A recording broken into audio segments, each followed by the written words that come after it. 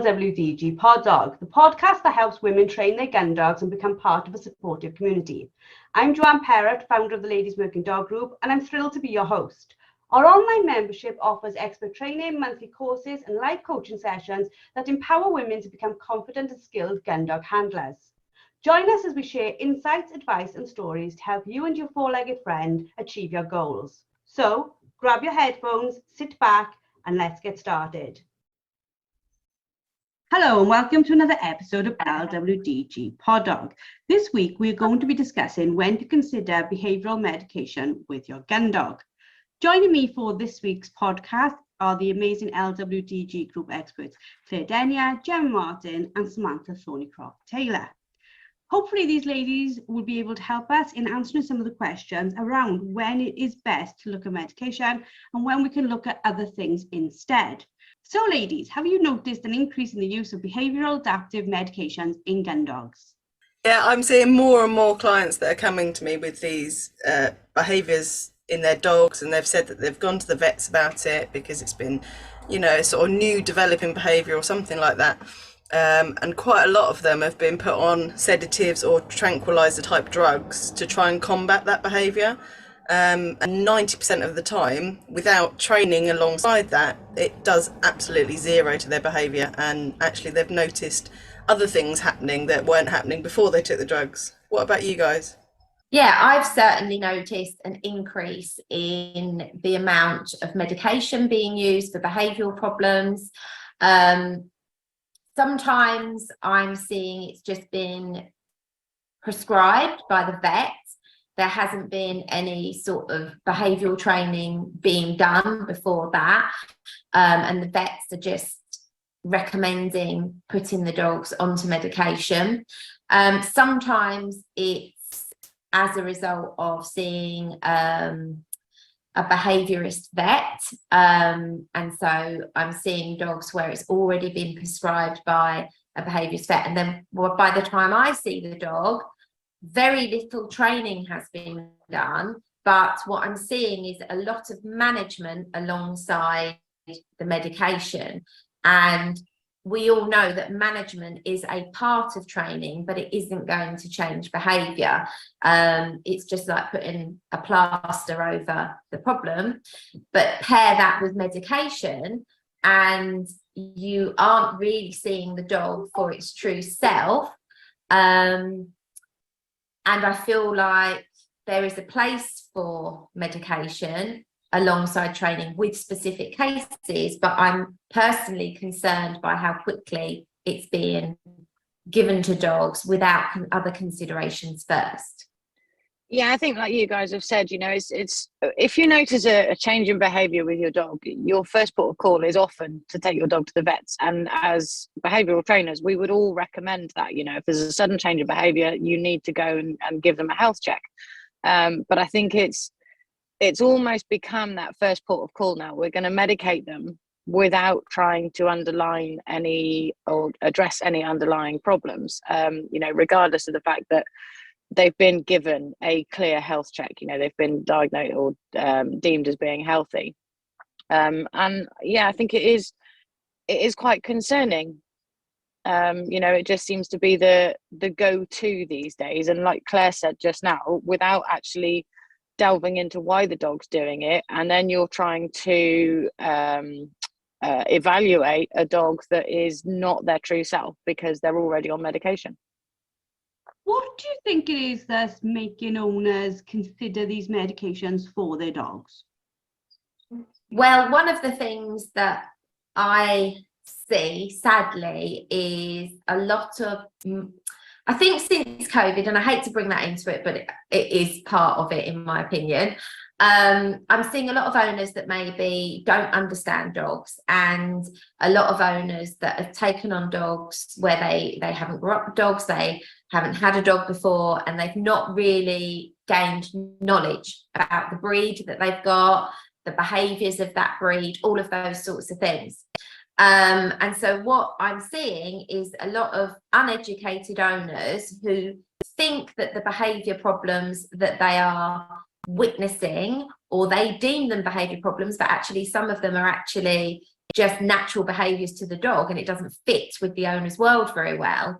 And then almost humanising situations. And I think we do have to address that, because, you know, you're seeing more and more on social media, people are humanising dogs, and so their go-to is medication, must be medication, instead of looking at behaviour and behaviour modification and training.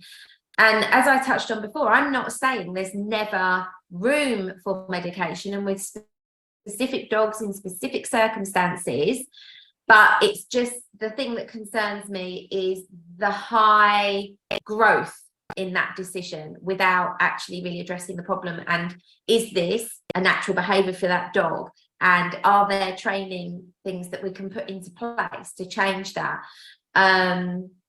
Yeah, so I'll hand over to one of the other ladies for a minute, and I'm mulling that over in my head whilst we're talking, literally. Yeah, I think Claire's hit the nail on the head there, because human mental health is so in the forefront of everything right now, and that's great. It's great that everyone's talking about it, and it's great that it's there. And if you look on TikTok or anything, the amount of sort of ADHD TikToks you're seeing now is crazy. Everyone, I think I could be diagnosed with ADHD from everything I've watched.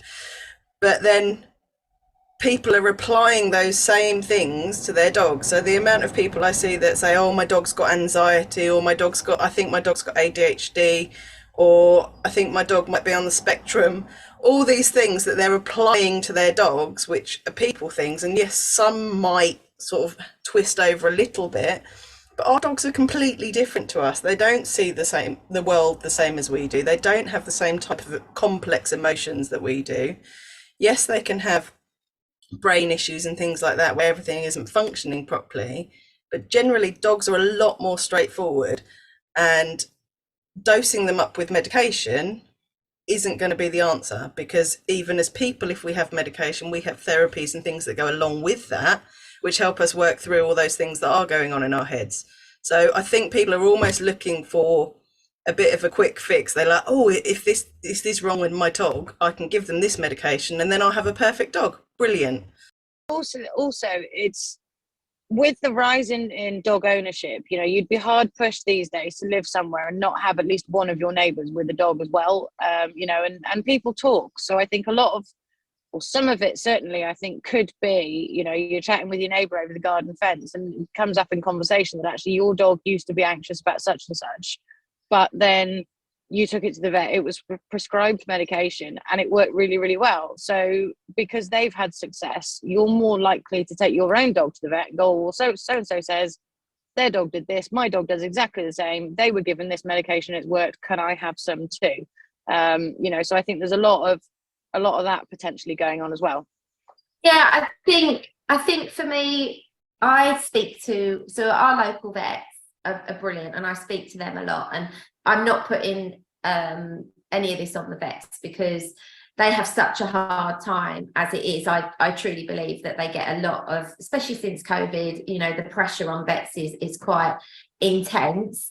But I think the vets are struggling more. I personally think the vets are struggling more because in some circumstances, in several I can think of from conversations with vets that I know and vet nurses that I know, some of these owners have already sought training help from force-free people that are not recommending behaviour modification but management. So then they're told they also need the medication. So those two things are being slotted together.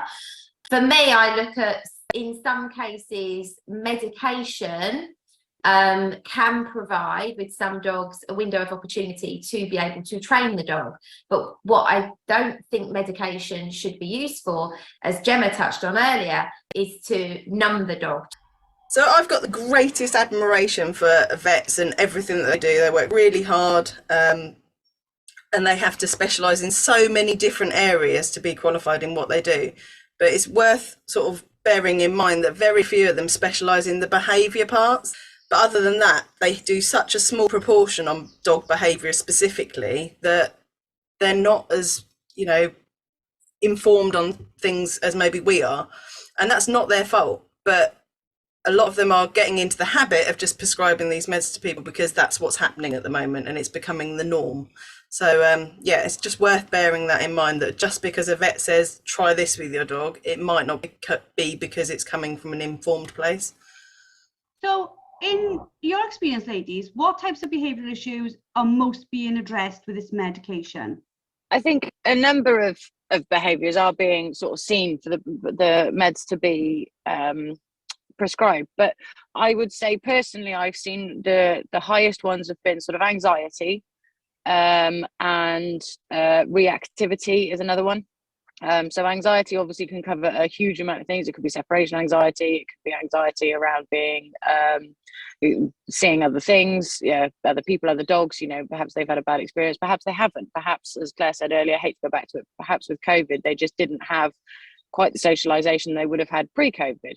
I think for me the two biggest, as I say, are anxiety and reactivity or regression, but I think also they can be used for many others that almost link in to the anxiety or what's perceived as anxiety, whereas actually could be that lack of self-control that we see so much when we're working with behavioural problems. It can display in all sorts of weird and wonderful ways.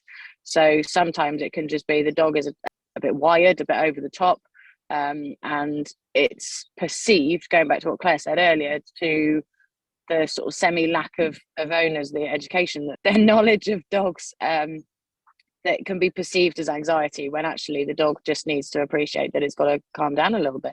Yeah, I agree entirely. And they're the most common things that I see dogs being prescribed medication for as well. I think sometimes in certain cases, I think medication can actually, and this is more for very severe cases, it can open a window of opportunity to be able to communicate with the dog to train it.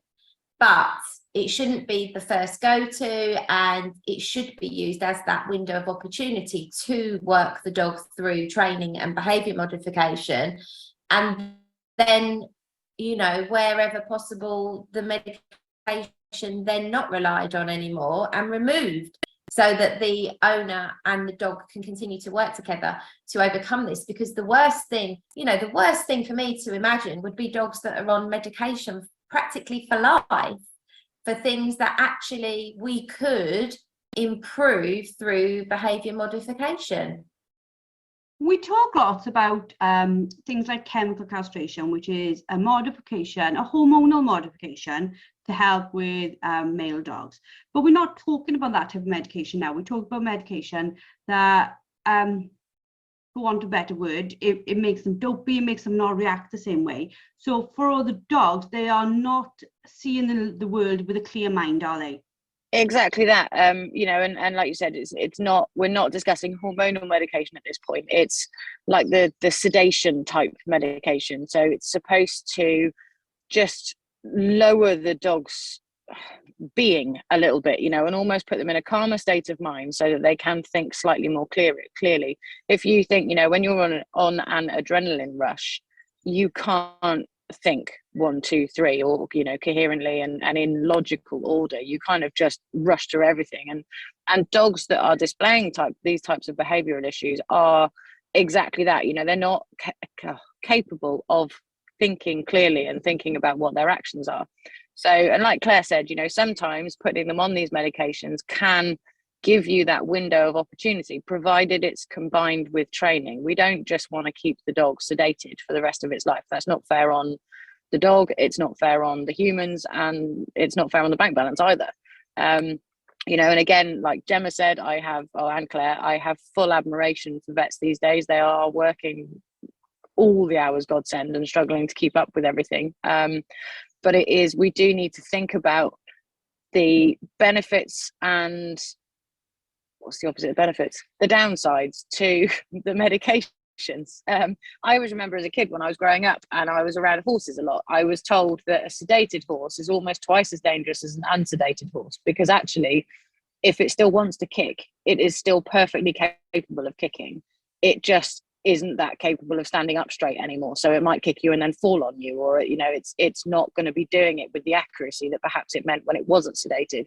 And I think that has then led me to be more wary of using any type of that form of medication for any animal, because I believe that the animal is still capable of doing exactly what they were going to do in the first place, just with slightly less of a clear picture as to where the physical boundaries are. You know, if it was going to snap at you but unmedicated, it might snap next to your arm. Medicated or sedated, there's a chance that it might misjudge where your arm is and actually snap your actual arm. So clearly on the same wavelength, because I was going to talk about horses as well, and sort of refer it to the fact that it's not a one size fits all, and these drugs won't work for every dog. Just like when my horse had to be sedated, she would fight that sedation like stink, no matter how much the vet gave her, until the vet left. And at which point she would then suddenly go, oh, thank God, and let it kick in. And I think if we've got a genuinely, truly anxious dog about something, if we then start messing with their sort of, you know, general being, and we start to try and calm them down, if they start to feel themselves going a bit wobbly and they're generally scared of something, that can potentially make it worse. If they're trying to fight it and go, oh no, I'm really scared of that, and now I feel a bit weird as well. And these medications take a while to actually be in the system and start working properly. So there is that potential that the dogs are going to fight it a bit like other animals do. And, you know, they're just not going to work for some. Claire?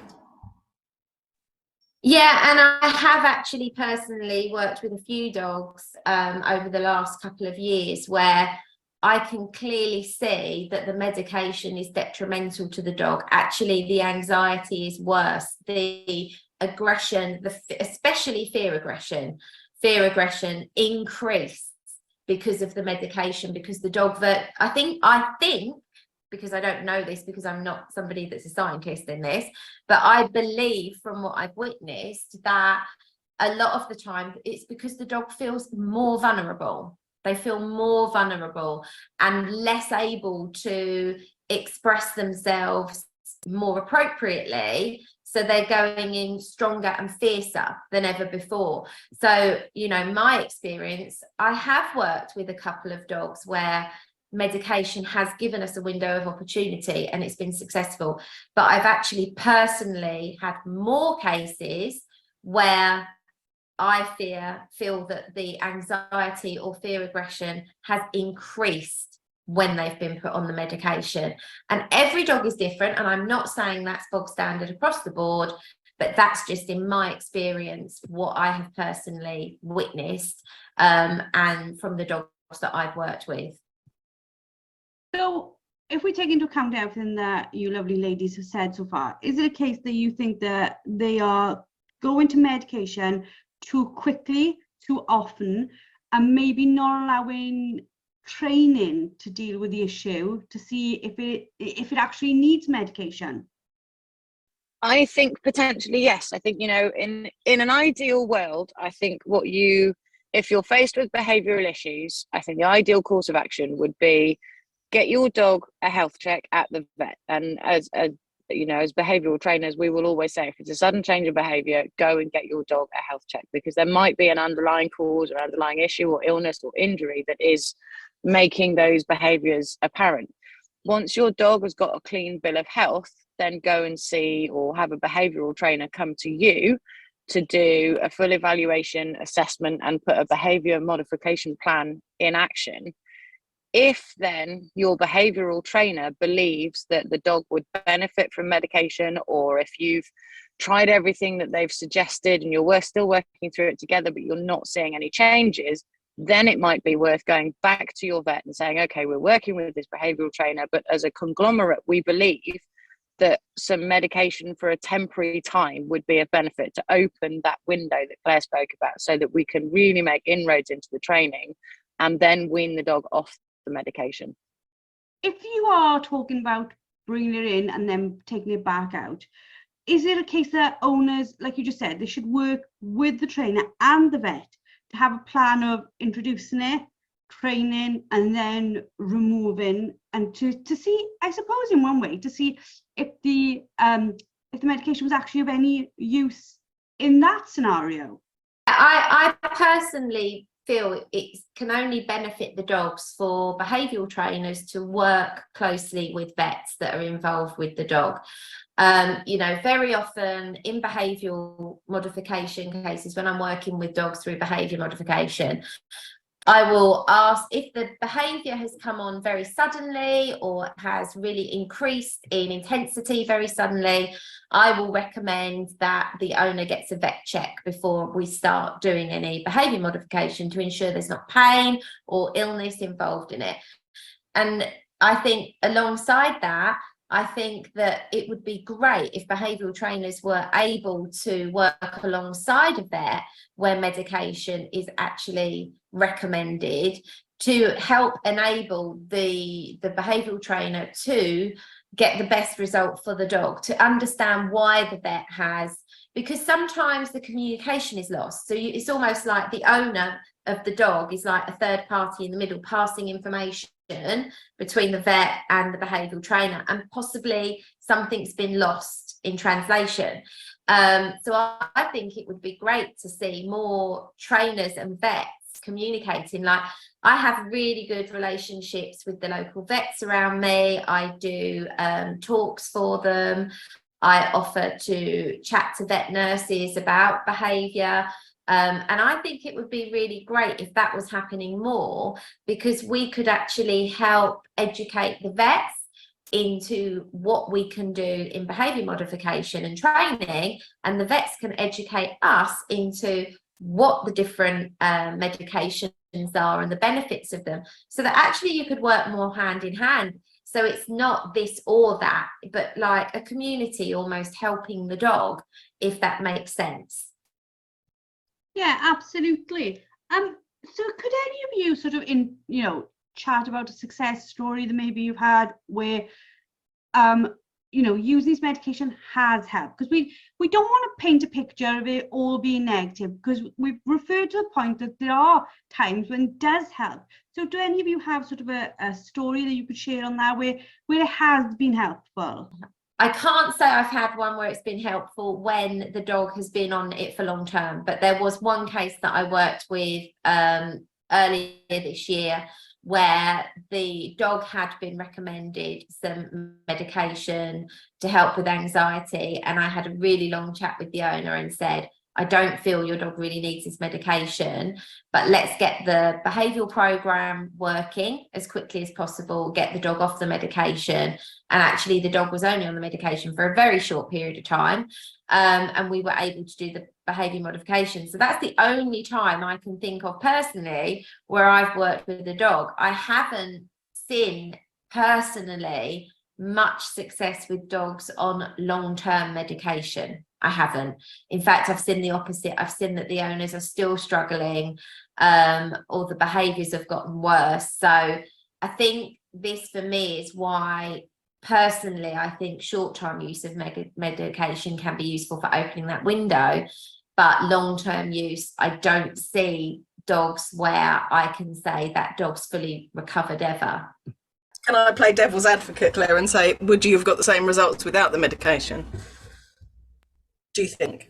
Quite possibly, we might have got the same result without the medication. Yeah, so I can't say that I have any science-based information to back up that no, we wouldn't have been able to. So yeah, that's exactly it. I think it's really difficult, but I don't feel I'm in a position or in the profession where I can say no, dog doesn't ever need it. But I just personally haven't witnessed something that convinces me that all dogs do need it either. Going back to like horses and stuff, I've never heard of a horse being given sedatives while you ride it to help you ride it, because that's just madness in some ways, isn't it? Because the dog, you're on top of a 1 ton or however many ton horse, half ton, whatever, and it can't think straight for itself. It's like getting in a car drunk. Your mind is inhibited. So I'm wondering whether people who have got gun dog breeds should be using medication, because you're asking a dog to react and behave in situations where its mind's not going to do it. Does that make sense? A gun dog is out doing things in front of other people, with other dogs, in situations where maybe, you know, it's going through water, maybe going through bush, maybe having to relocate you. How easy is it for a gun dog to do all those things while sedated? Jem?